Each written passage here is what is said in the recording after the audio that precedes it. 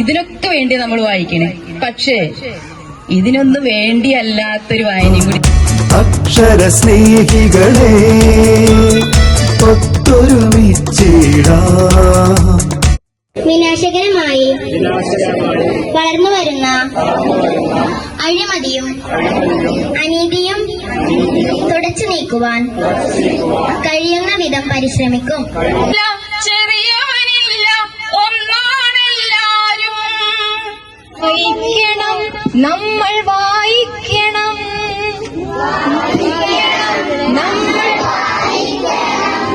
നാലു മാസത്തിൻ മുമ്പിൽ ഏറെ നാൾ കൊതിച്ചിട്ട ഫലമാക അറിവുകൾ നേടിയ ഇവിടെ പറയും, ഒരു 4 കുട്ടികളെ ടീച്ചർ നീക്കൊന്ന് വായിക്കാൻ പറഞ്ഞു.